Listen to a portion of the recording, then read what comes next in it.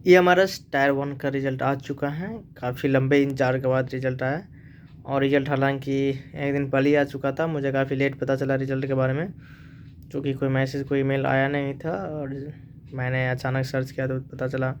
हालांकि मैं सर्च करते रहता था कि कब आएगा यूट्यूब पर, लेकिन सब बता रहे थे इतने दिन में आएगा, इतने दिन में आ गया, लेकिन फाइनली आज आ गया। तो मैं आज अपना रिज़ल्ट, मेरा एग्ज़ाम कैसे गया था वो सारे बताऊँगा। उसके बाद अपना रिज़ल्ट दिखाऊँगा कैसे गया और मेरा रिज़ल्ट कैसा रहा। हालांकि जिन्होंने पास कर लिया है उन सभी को कंग्रेचुलेसन्स। टायर 2 की आप लोग तैयारी कीजिए, और जिनका टायर 1 नहीं निकला है वो फिर से मिनिस्ट्री ने कहा है कि फिर से आएगा वैकेंसी, अगले साल हो सकता है आएगा वैकेंसी, नए स्कूल्स बनने वाले हैं, तो आप उसके लिए भी एलिजिबल होंगे, तो आप लोग उसमें अप्लाई कीजिएगा। ओके, तो सबसे पहले मैंने अपना मेरा जो एग्ज़ाम है वो काफ़ी सेंटर बहुत दूर था मेरे घर से, बहुत दूर, मतलब लगभग 300-400 किलोमीटर दूर था, मतलब समझ रहे हो।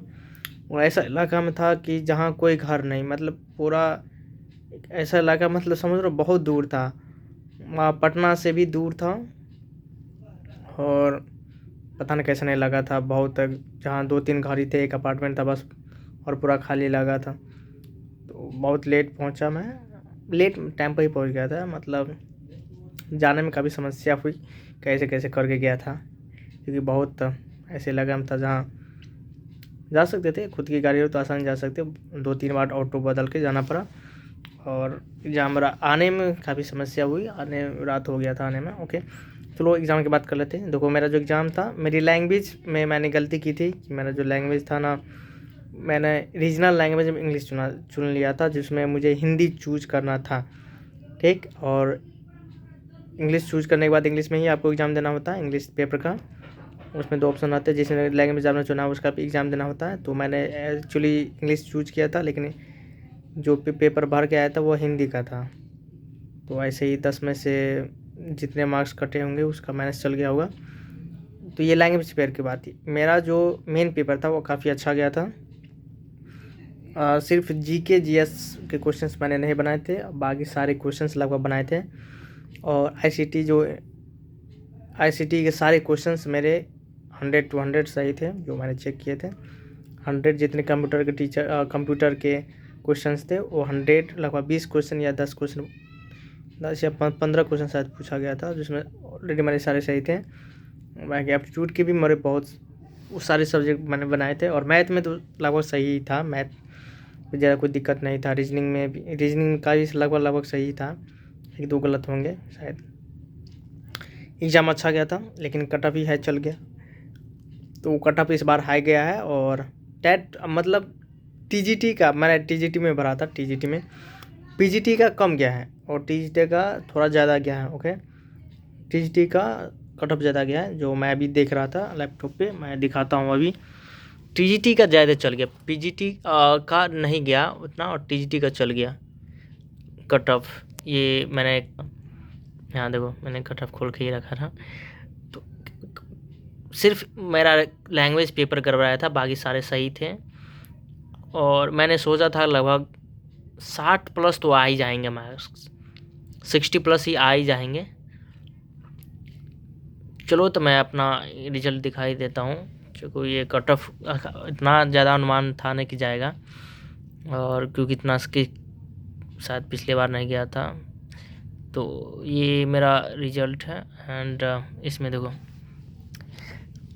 और यहाँ note short listed for tyre 2, मैं शॉर्ट लिस्टेड नहीं हूँ। देखो, मेरा टोटल मार्क्स 57 है, ठीक। और कट ऑफ जो गया है ओबीसी कैटेगरी का, यह देखो ट्रेंड का टीजीटी कंप्यूटर साइंस में 57 टोटल मार्क्स हैं मेरे। और नोट शॉर्ट लिस्टेड हुआ क्योंकि मेरा कट ऑफ जो है, कट ऑफ पिछले साल से कुछ ज़्यादा चल गया, इस कारण मुझे यकीन था कि 60 प्लस तो आ ही जाएगा। पता नहीं कहाँ कट गया मार्क, चूँकि नेगेटिव भी था तो शायद उसमें चल के कट गया होगा। और यहाँ पोस्ट ग्रेजुएट का मैं दिखाता हूँ और टीजीटी का दिखाता हूँ। ओबीसी का टीजीटी कंप्यूटर साइंस में ओबीसी का क्या था, मैं सोशल साइंस कंप्यूटर साइंस, यहाँ देखो टीजीटी का ओबीसी का 62 गया, मतलब 57, 5 मार्क्स मेरे कम रह गए। मुझे इतना तो भरोसा था कि 60 प्लस आ जाएगा, पता नहीं 60 कहाँ गलती हो गई या कोई क्वेश्चन छूट गया था। ICT का तो 100% सही था, उसमें कोई दिक्कत नहीं था।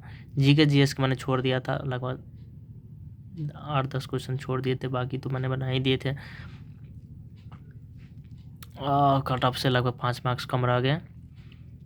ओके, ओ 62 है। OBC का 80 का भी देखो 58 गया। मैं 80 में कैटेगरी से रहता तो फिर भी नहीं क्वालिफाई करता। ST का ST का देखो 51 गया। EWS का सिर्फ 60 गया और UR का 71 गया। ओके, और मेरा यहाँ 57.333 आया है। ओके, तो ये कट ऑफ है, 5 मार्क्स मेरे कम रह गए और मैं क्वालिफाई नहीं कर पाया, शॉर्ट लिस्ट नहीं हो पाया। ओके, तो ये था मेरा रिजल्ट। कोई बात नहीं, फिर से तैयारी करेंगे एंड नेक्स्ट में तैयारी करेंगे।